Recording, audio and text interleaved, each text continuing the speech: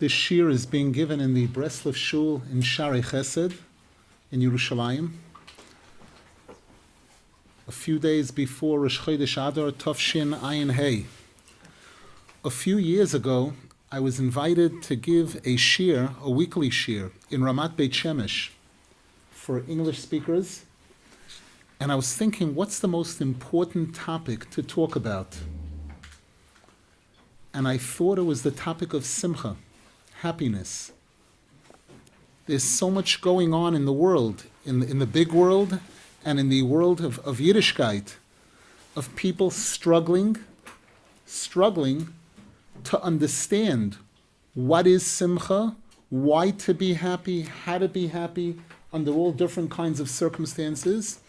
And Rabbeinu Zal, Rabbi Nachman writes in a chapter on Likutei Moharan, he puts incredible importance to it, and he says it's one of the most difficult things. It's one of the most difficult things to be consistent in simcha. At that time, we gave 26 shiurim on that topic, going through the entire Sefer Sichos Soran, Rabbi Nachman's wisdom, going through the entire Likutei Moharan, wherever he talks about simcha, and we started on Likutei Halachos.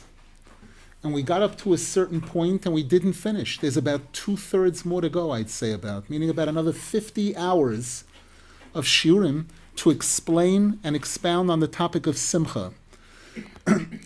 And I always had a desire to continue, and when I looked tonight to see where I left off at the time, I saw it was where Rav Nosson Zal says, V'zeh b'chinas Purim. And this is tied into the holiday of Purim. So I felt that maybe it's a good sign, maybe it's appropriate to continue from there. We're going to talk about Purim. We're going to talk about the 4 parshias that we mentioned in the previous year. Shkolim, Zohar, Parah, HaChodesh. And we're going to talk a lot about the topic of simcha, to really try to clarify it, to make it clear, and to try to help us get to a level to know what happiness is, and to do it as much as we can. So this shir is continuing in Likutei Halachos, Orach Chaim, Volume 1, Hilchos Nefilas Apayim, Halacha Daled, Paragraph Daled.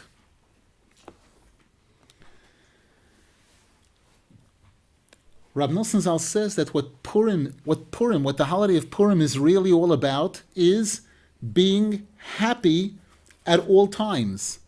As it says in Megillah Esther, Lasois oisam yemei mishte v'simcha, that we're told to establish these days of Purim as days of drinking and celebration, happiness. As is the custom among Jews, to have an incredible variety of happiness on Purim. There's the eating, there's the drinking, there's the sending shalach manos, there's the giving gifts back and forth, there's giving charity, there's an atmosphere of joy and happiness. There's the dressing up the masks, dressing up in costumes, there's the music, there's the banging at Haman. Every facet of Purim, if you analyze it, is all about simcha. And Rav Nosson Zal says, Ki ikar hachnoas hasitra achra, because the most powerful way to defeat the Yetzer Hara, the Satan, shehu zuamas hanochosh, which began with the impurity of the snake during the time of Adam and Chava, hu bepurim. The main way to defeat the Yetzer Hara and to defeat the tumah of the snake is through Purim, through the holiday of Purim, through this joy and happiness. Because that's when we're involved in defeating Haman, who comes from Amalek, who is the essence of evil. There's a pasuk in Parshas Bereshis where it says, Rak ra kol hayoim, only evil all day, wall-to-wall evil. The last letters of those 4 words, Rak ra kol hayoim, spell the word Amalek. Amalek is the ultimate in evil. And again, Haman is a descendant. Haman is one of the heroes of Amalek. And Haman's power, Amalek's power, originates from the Eitz Hadas, which brought death to the world, which brought depression to the world, sadness, depression. It was after eating from the Eitz Hadas that Hashem issued the curse, Be'itzavoin toichalena. With atzvus, with depression, you will earn a livelihood, you'll eat. So again, this is where Haman Amalek is coming from. And we find, in fact, the Gemara asks in Chulin, where do we find Haman in the Chumash? We know that everything that appears in the Navi, in Ksuvim, in the Gemara, has to have a source in the Chumash. Where is Haman in the Chumash? The Gemara says, by the Eitz Hadas. When Hashem says to Adam, Hamin ha'etz, did you eat from that tree? The word Hamin is spelled Hey Mem Nun. So we see that Haman is associated with the Eitz Hadas, which is death, which is depression, which is unhappiness. That's what he's all about. And on Purim is when we take on Haman face to face. We battle Haman. On Purim we celebrate the victory over Haman Amalek. We eliminated, we replaced the depression, the unhappiness, with the ultimate expression of joy and happiness. Rab Nosson Zal says, Ki ikar hakedusha hu simcha. Most Jews, especially those that study Torah, would hear the word kedusha, holiness, and they would not associate that with happiness. Kedusha means purity. Kedusha means separating yourself, asceticism. That's how people picture kedusha. Rab Nosson Zal says, ikar hakedusha, the essence of holiness, the ultimate in holiness, is happiness, and specifically being happy with Hashem.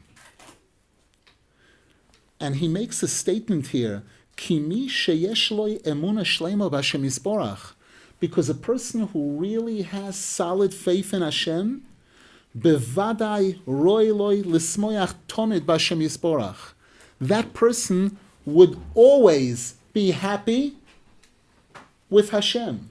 There are some people who need a fantastic ice cream to make them happy. Sometimes kids are unhappy, they're grumpy, and mommy wants to pull them out of the unhappiness. Let's go buy ice cream. Whoa, we're going to buy ice cream. They're jumping for joy. A minute ago, the kid was angry and complaining and moaning and groaning, and the ice cream changed all of that.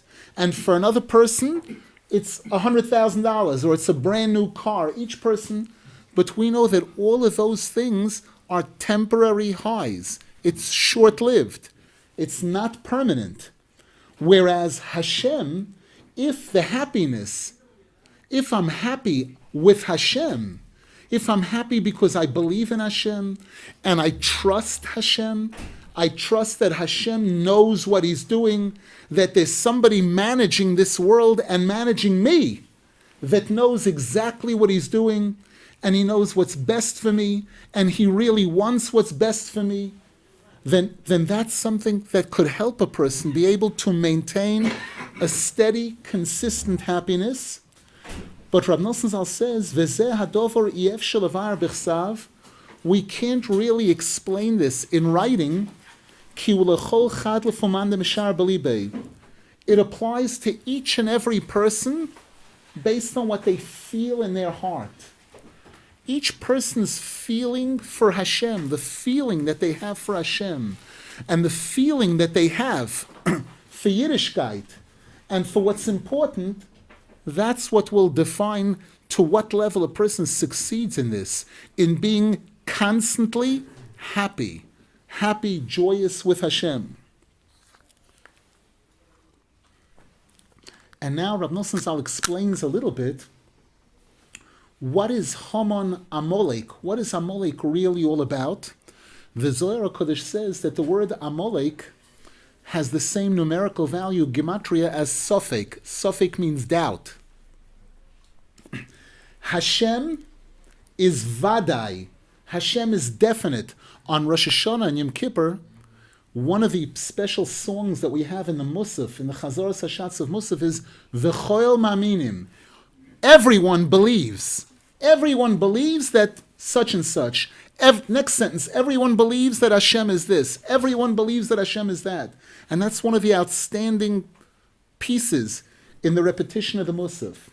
One of the pieces there in V'choel Maminim is where we say Havadai Shemoi. Hashem's name is Vadai. Hashem is definite. Hashem is the most definite thing in the world. There are people that say that there's only two definite things in life: death and taxes. That's a famous quote in the United States. And we know that neither of those are true. Taxes, we got thousands of guys sitting in jail and not sitting in jail for tax evasion. And death, the Gemara tells us there was an Eliyahu Hanavi, there are people who evaded death. There is such a possibility. It's rare. But Hashem is Vadai. Havadai Shmoi. Hashem is definite. The direct opposition to Hashem is Amalek. Amalek is all about maybe. Maybe yes, maybe not. Maybe yes, maybe not. And even when it comes to Torah, here's where Rav Nosson Zal takes this, he brings it home for us. So again, Amalek, where's Amalek today? In the Himalayas? There's no Amalek today. Rav Nosson Zal says Amalek is not only alive and well today among the non-Jews, he exists among us. Those people whose attitude about Hashem is one of maybe yes, maybe no. And their attitude towards the Torah is again lukewarm. They don't get excited about a mitzvah, excited about a pair putting on tzitzis. I mean, it's good. In the winter, it keeps you warm. And it is, it does remind you sometimes about the fact that you're Jewish, a Yiddishkeit, Rav Nosson Zal says, those people who take an approach to Yiddishkeit, there are different approaches to the Torah, to interpreting the Torah and understanding the Torah. There's a secular approach to studying Torah and to understanding the Torah, where people try to rationalize, people try to give rational explanations to the mitzvahs. For example, going into a sukkah, eating in a sukkah. Everybody knows it's good to have fresh air, to be out in the outdoors, camping trips. Rav Nosson Zal says they're nuts. They're crazy people who think that sukkah has... If sukkah were about fresh air, we'd eat in the sukkah during the summertime, in the middle of the winter, in Russia on sukkahs, when it snows or it's pouring rain, you're going to tell me about fresh air? You're going to tell me it's about fresh air? And he comes out really strongly saying that these people who misinterpret the Torah, they try to give rational explanations and thereby inject doubt into the minds of Jewish people about spirituality, about eternity, about Olam Haba, world to come, that's mysticism, that's Hinduism. They think that's part of another religion. They don't know that it's part of authentic Judaism. In authentic Judaism, we believe that the reason why we do mitzvahs, the reason why we study Torah and do mitzvahs, is because of eternity. Is because not because we expect to be rewarded in this during the 70 or 100 years that we're living in this world. It's because we know that this is just a preview for the real thing. This is not the real world. People talk about get real and reality check and all of that. This isn't the place for that. This is the unreal place. This is the Olam HaSheker. But within this world, Hashem, with His infinite kindness, has given us an opportunity. He's given us the Torah, which is real, which is emet. It's the book of truth, the book of reality. He's given us mitzvahs. He's given us an opportunity to do things by which we can take ourselves out of all the dimyonot, all of the imaginary happiness, the imaginary goodness of this world. We gave examples before. The goodness in this world, the goodness in Gashmias, in materialism, is short-lived. How long can you eat ice cream? The kid who loves ice cream the most, a half hour? An hour? An hour of steady eating ice cream? And then you have to send him to the hospital. He's got to go to the hospital for ODing on, Brain freeze. And the same thing is true about all physical pleasure, materialistic pleasures. So that's not real happiness. Real happiness could only be when it's real, when it's about Hashem, when it's about something that's permanent, something that's eternal. And a person who believes in Hashem and who believes in the Torah properly, then that person has the ability to be happy 24/7. Because again, it doesn't take ice cream, it doesn't take the car, just knowing that I'm with Hashem. Knowing that Hashem is all around us, Hashem is everywhere, wherever I am, when I'm up and when I'm down, when I'm healthy and especially when I'm unhealthy. The pasuk says in Tehillim, Hashem Yesodenu al Eretz Vo. When I'm being good and when I'm not being good, Hashem is close to me. The Gemara says in Yuma that when we introduce the Yud Gimel Midoi Shel Rachmim, before we mention the 13 attributes of kindness, we say Hashem, Hashem, Keil Rachum V'Chanun. We mention Hashem's name Yud Kei Vav Kei twice there. So the Gemara says, what's that? What is that? The Gemara says the first Hashem, the first Yud Kei Vav Kei, refers to Hashem's association with us before we commit a sin. The second Yud Kei Vav Kei, it's 2 times Yud Kei Vav Kei, is Hashem's connection with us after we commit a sin. Meaning that Hashem has to become bigger. It's like, let's say you have a parent and you have a child. When the child is being good and nice and doing all the right things, so the parent is naturally nice to the kid. Nice and understanding and willing to live, happy. And when a child does some terrible things, and it would be normal and natural for the parent not to want to look at that kid. Get out of my sight, get out of my house, get out of my life. Chas v'shalom. Or certainly not to show any love or kindness or respect or understanding.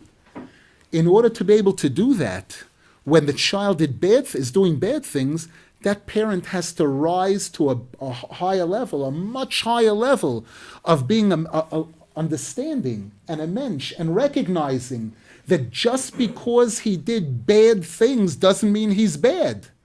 The Torah teaches us, Yitamu chatoim in oretz. Let the sins be erased from the world, not the sinners. Judaism doesn't preach wiping out sinners. It preaches wiping out sins, wiping out the mistakes, correcting the mistakes, or rishoim odeinom. Then they won't be rishom anymore. They'll be good people. But that's a higher level. And again, that's what Hashem does towards us, especially towards the Jewish people. If a person believes that, if a person believes and knows that there's such a Hashem in existence, and this is Hashem's attitude towards me, wow, am I lucky? Wow, do I have what to be happy about all the time? To be happy, to be positive, to be optimistic. And the Torah teaches us that darkness precedes light. So when you see that it's dark, when you see that things are no good, appear to be no good, that doesn't mean it's no good. It means get ready for the good. It's coming. When it gets dark and then darker and darkest, shortly afterwards, the morning star is coming up and the sun is going to come up and it's going to be day. This is Hashem. This is Hashem. This is the Torah. This is what the Torah teaches us. A person who has this faith, who has this knowledge, has the ability to be happy 24/7. And Homon Amalek is the opposite of this. Homon Amalek represents the doubts. And again, those people, even among the Jews, who misinterpret the Torah, who misinterpret Yiddishkeit, and try to make it into something rational. They try to make it like there's the code of Hammurabi. Everybody knows there's a code of ethics. Every country has a constitution, it has a book of rules. So we have a Torah. We're not any different. We'll be like all the other nations, chas v'shalom. That's Haman, that's the worst enemy of Klal Yisrael, and that's what could take the happiness out of life. That's what could take the excuse, the reason for being happy out of life.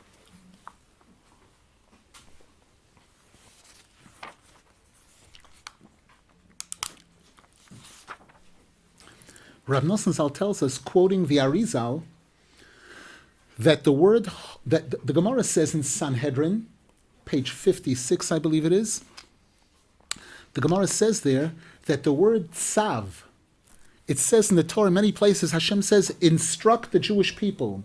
All the mitzvahs of the Torah are called commandments. Hashem commanded us, instructed us to do this. That's the word tzav. Tzav es b'nei Israel. Instruct the Jewish people to do this, to do that. Haman is bigimatria tzav. Haman is the opposite of that. Haman with the kolel. Haman is 95. With the word, it's 96, which is tzav. He's the opposite of that. And the Gemara, in fact, says, Ein tzav el avodah zarah. That tzav refers to idol worship. Meaning, the Gemara quotes a pasuk where it says that the Jews have gone against everything I've instructed them to do. All of my tzivuim. That's Haman. He's the opposite, literally the opposite force to the entire Torah, to this truth, to this happiness. And Rav Nosson Zal makes a point of saying that what Haman is really all about is knocking the wind out of us. It's not so much blocking us from performing mitzvah, it's blocking us from enjoying the performance of a mitzvah. It's the simcha shel mitzvah, which is the essence of the mitzvah. That's the real thing. A picture of a person eats, a person is eating, they're putting food into their mouth, and they have a hole right here in their esophagus, where everything they put in comes right out. The person eats and eats and eats, and they don't get any strength, they don't feel any energy, feel like they're fasting. They're getting tired and weak, and the person says, I don't understand, I've been eating all day, I've been eating and drinking all day. You have been eating and drinking all day, but it hasn't gone to where it's supposed to go to. It's leaking out. That's the concept of a person performing mitzvahs, studying Torah, performing mitzvahs, without getting the effect of it. The effect of Torah and mitzvah is the joy and happiness. The pasuk says, Pikudei Hashem Yeshorim Mesamchei Leiv. The mitzvahs of Hashem are righteous. They bring joy and happiness to the heart.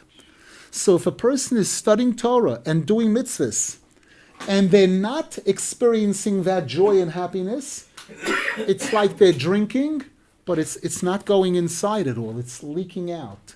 It's leaking out. The effects, the real effects and benefit of what a person's supposed to get from that doing the mitzvah, the simcha shel mitzvah, that's what's being taken away. And that's what Haman Amalek is about. It's about this doubt, questioning, trying to understand Hashem and seeing that we don't fully understand Hashem, and therefore trying to rationalize, trying to make the Torah and Yiddishkeit into a simple, rational thing that must conform with scientific fact and all of this stuff. And this is why on this holiday of Purim, which represents the downfall of Haman, what Purim is about is wall-to-wall simcha, wall-to-wall happiness. It's all 36 flavors of joy and happiness, as we mentioned before. It's the eating, the foods that make you happy, and drinking what makes you happy, wine. What is wine supposed to do for a person? V'yayin yisamach levav enosh. Wine brings joy and happiness into the heart if it's drunk properly. If a person's drinking it for Hashem, a person's drinking it to show respect, the person drinks on Shabbos, on Yontif, at a siyum, for a mitzvah, using this as a means of showing respect for Hashem and not overindulging in anything, will bring negative effects, chas v'shalom. So you have the eating, the drinking, the giving gifts, the giving charity, all things that could make a person high. That's what Purim is all about. The opposite of Haman, which is avodah zarah, which is atzvus, which is hamin ha'etz, the eitz hadas, which brought be'it savoin toichalena, which brought depression, the opposite of all of this.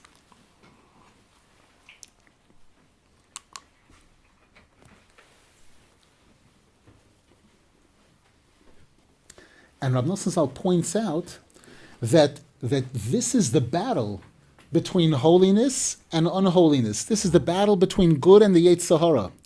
That what the Yetzer Hara is looking to do is to rob us from the joy and happiness of Torah and mitzvahs, of life, of life.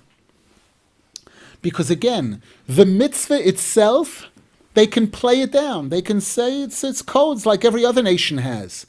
But when they see a person performing a mitzvah with joy, when they see a person going into Shabbos shining like a lamppost, and they see the singing at the table on Shabbos, the singing and the joy and the blessings that people are giving each other and the greetings, that's what the Yetzer Hara doesn't like. That's what Amalek really doesn't like. And we find the Gemara tells us, the Gemara gives an example of Rabbi Akiva, that when Rabbi Akiva was told that he was going to be taken out to be killed, to be tortured and killed by the Romans, the Medrash says, Gochin v'chayich, that Rabbi Akiva bowed and laughed. He was happy. And again, the Romans looked at this, and this they couldn't believe. How is it possible? How is it possible for a person to know that they're about to be tortured and be happy? And the answer is because they didn't know what emunah is, what real faith is. What real faith is, and what living the Torah properly is, experiencing the full simcha shel mitzvah. And again, we said Purim is the ultimate to this. We know that Shabbos, Yontif, every Yontif and Shabbos, we're supposed to celebrate, we're supposed to be happy.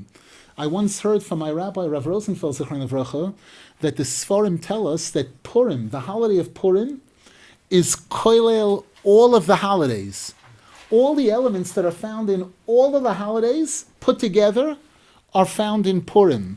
The word Purim makes up the first letters. The Pei is Pesach, the Vav is V'Sukkos, the Reish is Rosh Hashanah, the Yud is Yom Kippur, and the Mem is Matan Torah. Shavuos is called Matan Torah, showing us again that this is what all the holidays are about. Purim is the one where we see it most clearly, where we express it most openly. It's all about this simcha, this anochi esmach b'Hashem. Now we come to a very interesting point, maybe shocking to some people. We know that on Purim, we do some silly things. And on Purim, we do certain things which could be defined as fun or funny. And there are many intelligent people who look at that askance. That this is inappropriate. It's inappropriate. It's immature. It's no good. All kinds of negative definitions of this. Rabbeinu Zal, who was one of the most, and anyone who studies Rabbi Nachman's teachings will certainly say that this was one of the most serious people you ever read about. Rabbeinu Zal says, this extraordinarily serious person says that it seems that it's impossible for a person to be happy nowadays, he said this 200 years ago, without some fun, without some silliness.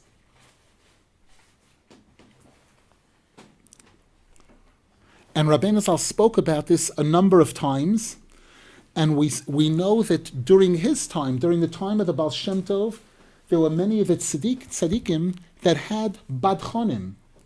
They had a comedian that they had a connection with, and every once in a while, they'd have this comedian come in and perform. And a person would say, number one, this is Bittul Torah, and again, this is the antithesis of Yiddishkeit. I mean, Yiddishkeit is all about Chachma. We say, Kulam bechachma asisa, Hashem created the world with Chachma, and the Gemara says, La'olam ein adam chote elam kei nichnas bo ruach shtus, that what causes a person to commit a sin is a spirit of foolishness, silliness. So it would seem that this is a one-way ticket to sin. And Rabbeinu Zal said it appears that nowadays it's impossible for a person to be able to be happy without some fun without some silliness, without mili deshtusa, he referred to it. And Rabbeinu Zal explains why. Why is it this way? The answer is that during the time that we had a Beis Hamikdash, when things were at their best, we had a Beis Hamikdash. The Beis Hamikdash was a center. What was it a center of? Joy and happiness. You'll take a look in the Chumash. Usmachtem bechol mishlach yedchem v'somachto bechagecha. It says it maybe 10 times in Parshas Re'eh, in one of the Parshas. It repeats again and again and again that the Beis Hamikdash was wall-to-wall simcha. You had the Leviim playing musical instruments and singing. It wasn't a morgue. There are some religious places you can go into today, supposedly Jewish religious places of prayer and other things, and you feel like you're in a morgue. If you make any noise or if you move a little bit, they'll throw you out. You're breaking the rules.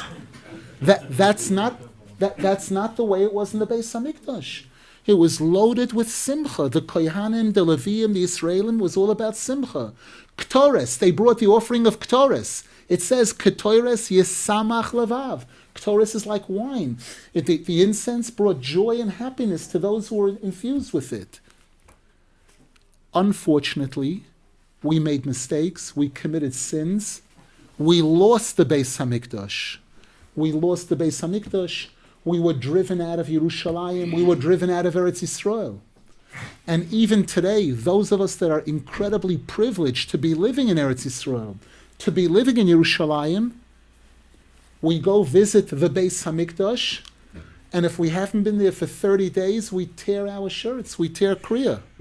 What are you, nuts?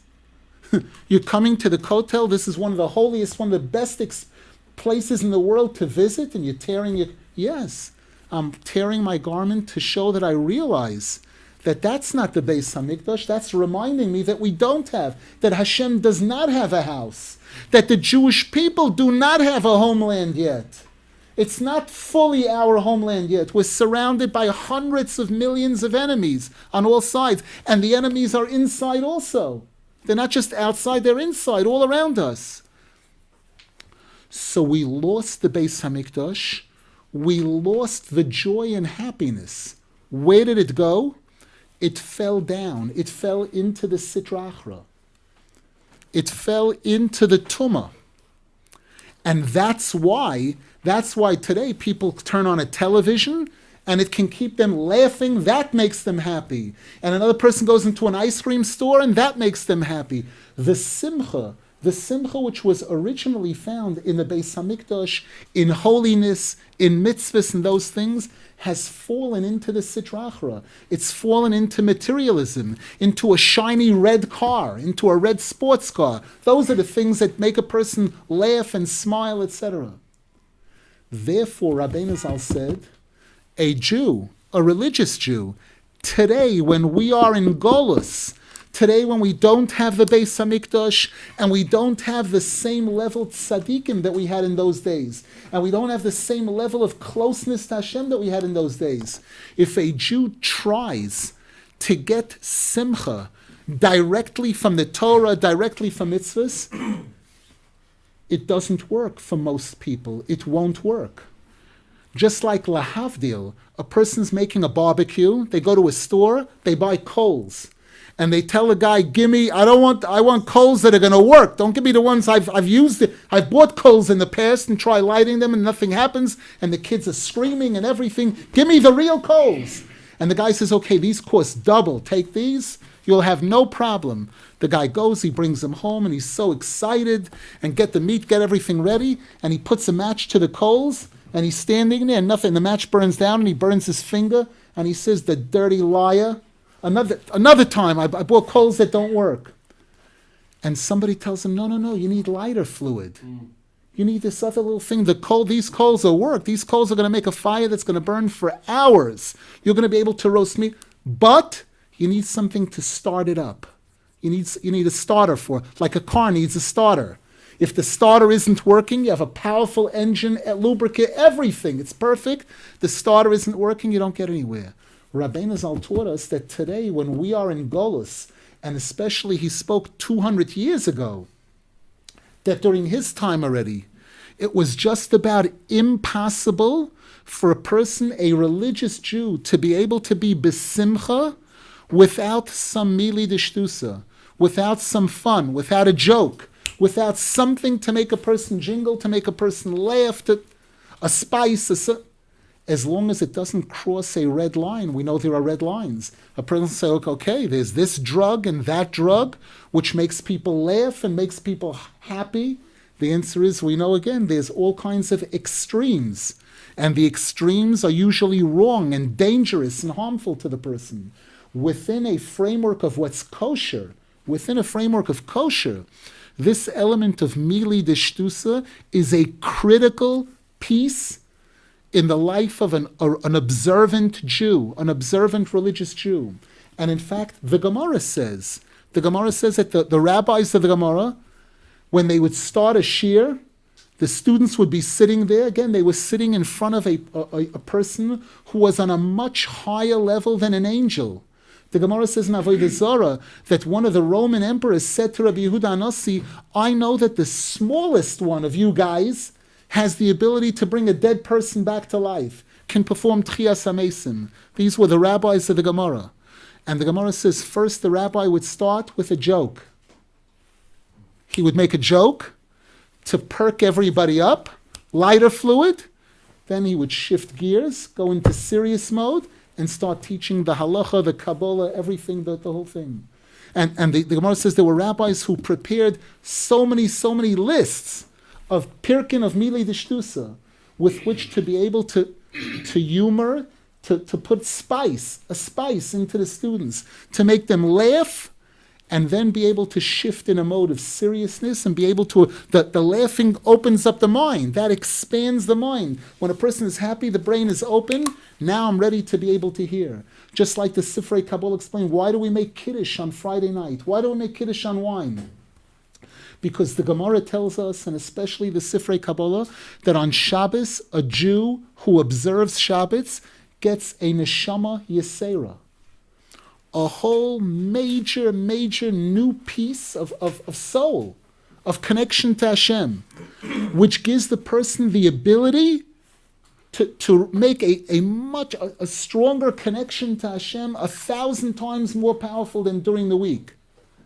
How do we start it? What's the lighter fluid for it? That cup of wine, that Kiddush Friday night.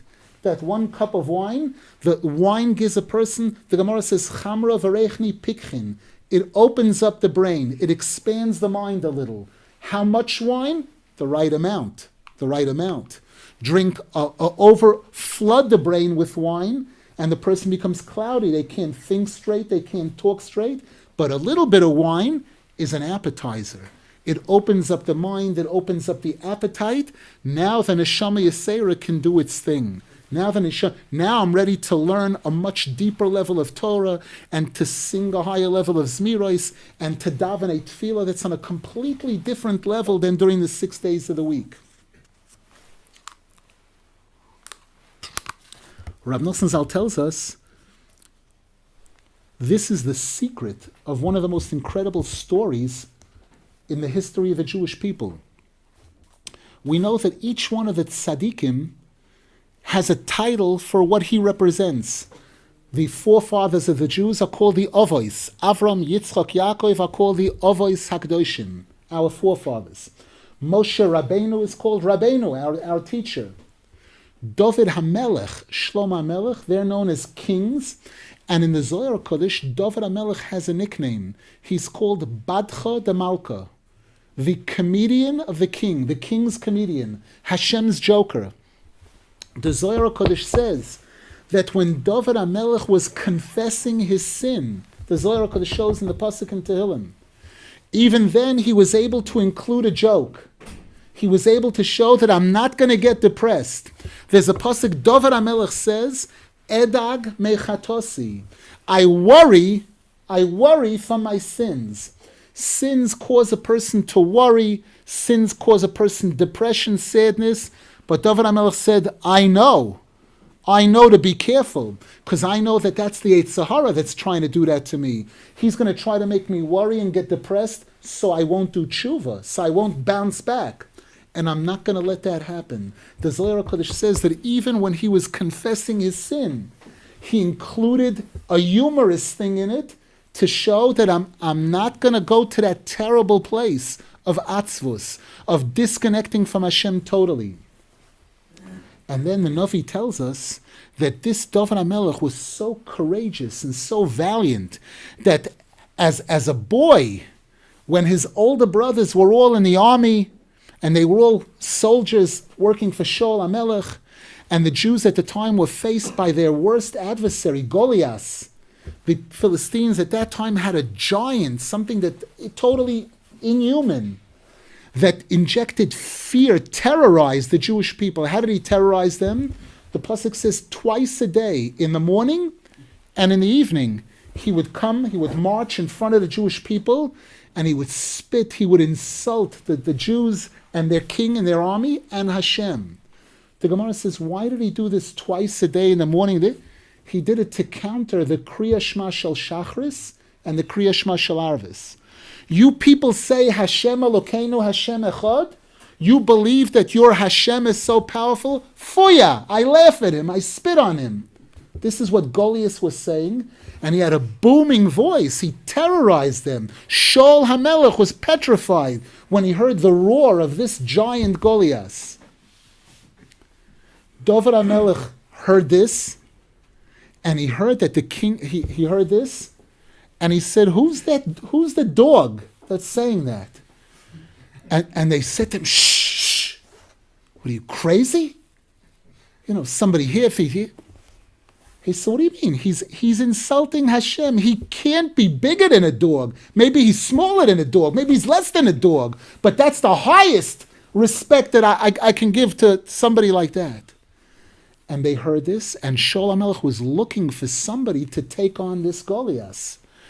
And again, David HaMelech was a kid at the time compared to the powerful soldiers. And so they brought David HaMelech before him, and he said, are you prepared to challenge this beast, this huge beast? And he said, challenge? What kind of He's insulting Hashem. He's zero. He's nothing. He can't be anything if he's insulting Hashem. And sure enough, David HaMelech went, the Navi says, and he came out because Goliath kept saying, I challenge anybody, send your biggest, most, but to come out and face me. And then he sees this kid coming in the distance, and he gets insulted, deeply insulted. What, are they crazy, sending this nutty kid to... And David HaMelech's walking towards him, and he's roaring, and the Navi says David HaMelech saw stones on the floor. He picked up 5 stones, and he put them in a pouch, and he used it as a slingshot, and he threw it at Goliath. And this slingshot and this Goliath was covered with armor. In the Navi, it describes the thickness of the armor and everything. Nothing could penetrate this guy.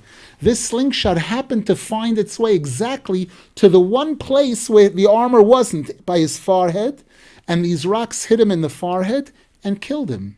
And he toppled over, and David HaMelech went and picked up his huge, huge sword, cut off his head, and that was the end. That was the end of the Philistines. That was the downfall. That changed the history of the world at that time. The Tikkunei Zohar asks, what were these stones made out? Were these rubies? Was this a kryptonite? Superman used kryptonite? What did he use to kill this guy with? The Zohar HaKadosh says, let's see if you can count. Shema Yisrael, Hashem Elokeinu, Hashem, 5 words. Echad, 1 was the pouch that he put it into. He took each word. There are different places where we're told that the words are compared to stones. The words of our prayers, it's like stones used to build a Mishkan. He took his faith. That's what he took. He took his faith in Shema Yisrael, Hashem Elokeinu Hashem, and he put that into 1. And the faith that he had in Hashem, Goliath was nothing, was zero. It's not me again. He's not insulting me. He's insulting Hashem. He don't stand a chance. So he killed him, finished, and then eventually David HaMelech became king. And before he became king, At one point, Shaul HaMelech was chasing David HaMelech to kill him. He became jealous of him, the story of the Navi that people are familiar with. And at one point, David HaMelech was running for his life, and he ran into the territory of the Pelishtim. And they caught him. They spotted him. People spotted him, and they recognized him. They recognized that this is the arch enemy of our country. This is the guy who killed our superhero. And they captured him, and they figured they're going to bring him to their king. And who knows what kind of reward the king is going to give them for this, for having captured this Goliath. They bring him in, and he's surrounded on all sides by there's no escape, there's nothing, no way out. And David HaMelech is in there in the throne room of their king with these soldiers, and they say, this is the guy that killed Goliath. And David HaMelech studies the situation, and he decides to act crazy. The Navi says he starts drooling on his beard, and he starts scribbling on the wall, and the king looks at him and looks at the guys who brought him, and he said, we don't have enough crazies here. You brought another crazy here. Could you get this guy out of here? And they're looking, but get him out of here. Otherwise, we're going to put you in the same place we're going to put him, the same crazy house. This story appears in the Navi, in the Gemara, and this is how David HaMelech saved himself, saved his life, saved the future of the Jewish people. From David HaMelech comes Moshiach, the kingdom, the eternal King David Melech Yisrael Chai V'Kayim, got saved through Mili D'Shtusa. Rab Nosson Zal says David HaMelech knew this secret. He knew that there are times that a person gets into a place where he's in the hands of the Sitra Achra, he's in the hands of the Klipa, of the Tumah, and there's no way out. He's surrounded on all sides, he's in the total darkness. The only way to spin out of it is with a joke. With a joke, something funny, something silly, got to do something. And that's how he can spin out of the hands of the Sitra Achra and get himself into the Kedusha, and then he can sit down and learn Torah, and then he can daven, and then again, this is lighter fluid. You can't cook meat with lighter fluid. Ever try to cook a steak with lighter fluid? Tastes pretty lousy. The lighter fluid is good for starting so there are people who have made this their religion. They've made Mili D'Shtusa, this is great, this is holiness. Who needs to bother with learning and davening and other stuff? Just Mili D'Shtusa. That's a mistake. That's a mistake.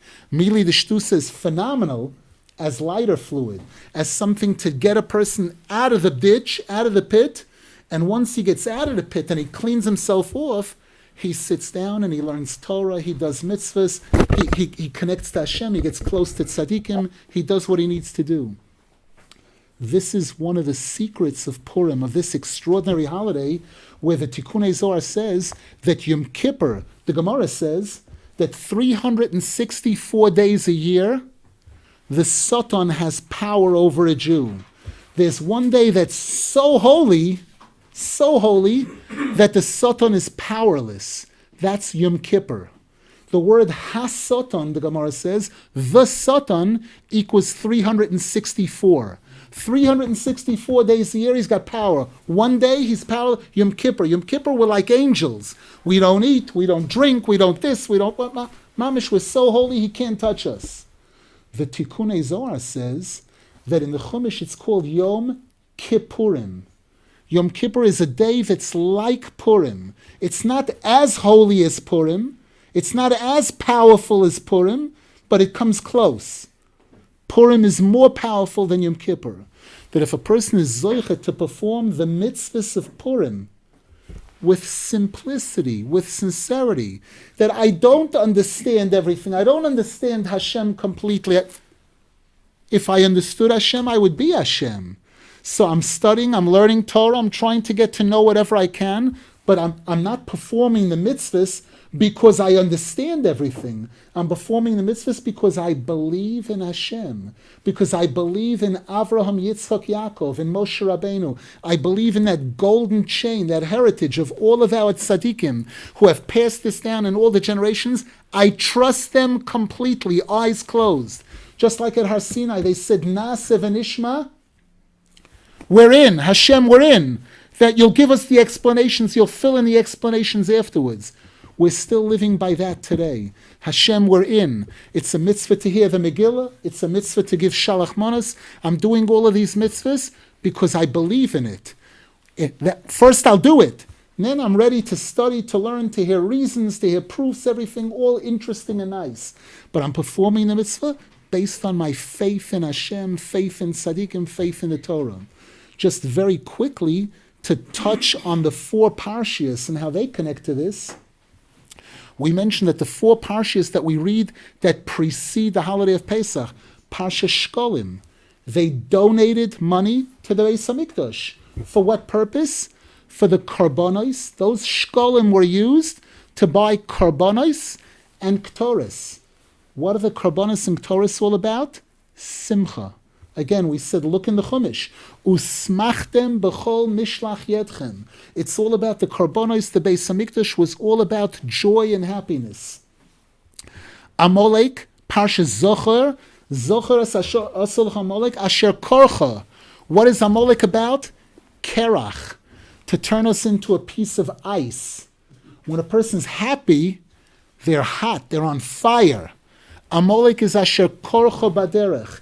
He's looking to put us in the freezer, to take the fire, the passion out of life. When is the passion out of life? When life is an ice cream. That's something to get passionate about. It lasts a half hour, and then what? What should I do then? But if I believe that every mitzvah is eternity, that by performing a mitzvah, the reward for this is infinite, and by performing a mitzvah, I'm connecting myself, attaching myself to Ein Sof, to Hashem who is infinite. That's something to celebrate. That's something that can keep me happy more than 15 minutes, more than 15 hours. That's something that can keep me constantly happy, especially since most mitzvahs are not that hard to do. How hard is it to sit down and learn a Mishnah? And then learn another Mishnah. Each person on their level. The Satan tries to frighten us. Oh, look at the Shas. It's so big. You could never do that. He's full of baloney. There are thousands of people that... We know thousands of people that did it. So you know how they did it? They didn't do it like this. They did it 1 page at a time. 1 page. You do 1 page, and the next day you do another page, and you'd be surprised how it adds up. And that's all the mitzvahs. All the mitzvahs can be done. They're all doable. They're not so difficult. And to know that it's so rewarding. That's the Shkolim, that's the Zohar. Then we go on to Parshas Parah, which reminds us that we don't know, we don't understand. Shlomo HaMelech, the wisest of all men, said, Omarti echkama, I said I'm going to be smart, Vehi rechoka mimeni. And I see that it's very far. I see there's a lot of things I don't understand. The Gemara says, what was he referring to specifically when he said this? Parah aduma. The words Vehi rechoka are bigematria Parah aduma. That which Shlomo HaMelech admitted that he doesn't understand, that's Parah aduma. And that teaches us that you don't have to understand. It doesn't have to all make sense to you. You don't have to rationalize the Torah. The Torah is way above rationale. It's eternity, it's spiritual, it's 1 billion times higher. You need to believe, you need to have faith. If you'll believe and then you'll study, you'll get to know as much as you possibly can. You'll get to understand a lot, but always realizing Vehi rechoka, that I'm still very far away. We know that in Parah aduma there's a contradiction. The one who's tamei becomes purified. The one who's pure becomes tamei. Make up your mind. Which is it? The answer is put your mind aside. Don't make up your mind. Get rid of your mind. Faith. The Torah is about emunah. Kol mitzvah secha emunah. You have to be prepared to put your mind aside sometimes and to know that we don't understand. And then you'll get to really, really experience the closeness to Hashem. And then we come finally to Parshas HaChodesh, which is about the moon, the new moon, which is one of the mitzvahs, which the Shulchan Aruch tells us, that Kiddush Levana is all about Simcha. We try usually to do Kiddush Levana on Motzoi Shabbos. Why? because then we're dressed in our Shabbos clothes and we're high. We just finished the Shabbos, the happiest moment. That's the time for Kiddush Levana. And we sing and we dance at Kiddush. This is one of the mitzvahs that shows us what all of the mitzvahs are about. Again, Paraduma is not just for itself. Paraduma teaches us that all of the mitzvahs we don't understand. All of the mitzvahs we can't rationalize. And Kiddush Levana teaches us that every mitzvah you do, you need to be singing and dancing, whether you express it outwardly or inwardly, to know that it's kol, that Pikudi Hashem Yishorim, Mesamchei Leiv. And this is all leading up to Pesach, to the holiday of Pesach, which is the holiday of redemption. There's a pasuk, Ki besimcha teitzeyun. With happiness, you will exit. You will exit. You'll exit from your worries. You'll exit from golus, from exile. All the exiles, the secret is simcha. That's why the introduction to the holiday of Pesach is Purim. 30 days before Pesach is when you start learning the laws of Pesach. You start learning about redemption. This is the secret of redemption. This joy and happiness.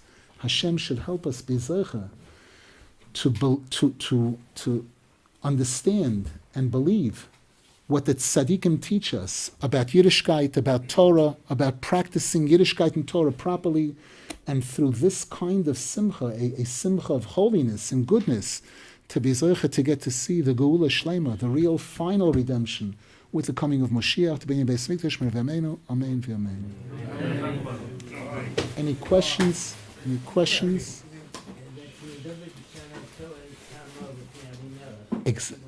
Exactly. I always forget one of the most important things. There's a chapter of Tehillim that begins with the words LeDavid, B'shanoso es tamo lefnei Avimelech. This is the song of David HaMelech when he changed his tune in front of Avimelech, in front of the king of the Philistines, when he put on a performance. A Purim spiel, right? Exactly. Exactly. Shkoyach. Shkoyach. When you talked about the simcha when there was a Beis Mikdash, yes, that's what Yirmiyahu meant with Od Yeshoma. Exactly. Od Yeshoma Be'or Yehuda Kol Sosan V'Kol Simcha. Exactly. It's not just a Chusin and a Kal. Exactly. It's more than that. Exactly. Can I ask you a question? Sure. So you said when you study the Shas, then it's rewarding, but the parasha of this week starts like what you should do to serve the Mishkan is with your intention and with your heart, and you should not have in your kavanah the reward. So how do I do my mitzvah? Knowing there is a reward, but without doing it with a reward. You said it tonight, so I want to go on. An important question. We said that one of the things that makes us happy in doing mitzvahs is knowing that this gives eternal reward. And yet we're told in Pirkei Avos and other places, Al tiyu kavodim hamishamshim el harav hamasra. Don't serve Hashem for the sake of reward. Which is it? The answer is it's both. It's both. Each one on their level. There's a beginner's level, a child. We know that a child needs a carrot and a stick. You know, in many cases, you can't tell a child this is the right thing to do. The word right and wrong, they have no idea what that means. You need to show him an example of reward and punishment, and that's how they learn. They start out learning like that. Afterwards, you can remove that, and then he starts doing the mitzvahs because he knows he believes it's the right. He knows it's the right thing. There's a story in the Zohar HaKadosh, one of the most touching stories. Rabbi Shimon Bar Yochai's closest student was Rabbi Abba. He's the one who wrote the Zohar HaKadosh.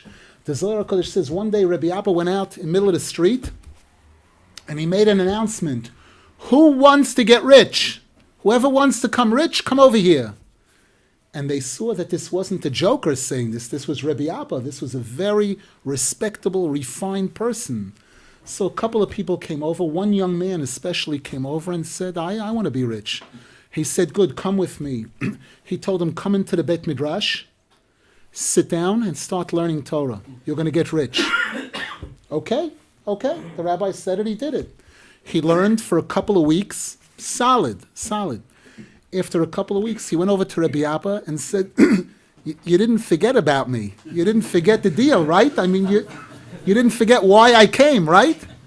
Rabbi Abba looked at him and said, I didn't forget anything. And I wasn't exaggerating and I wasn't lying. Sit down and you'll see I'm going to fulfill exactly what I said. He learned for another couple of weeks, and the Zohar Kodesh says he started developing a taste for it. He started seeing how beautiful the Torah, how special the Torah is. He went back to Rabbi Abba and he started crying. And he said, I'm so sorry for being so silly that I compared this to wealth, to money. Money is garbage compared. This is so much bigger, so much more special, that so fabulous, so wonderful. Rabbi Abba said, very good. Sit down and keep learning.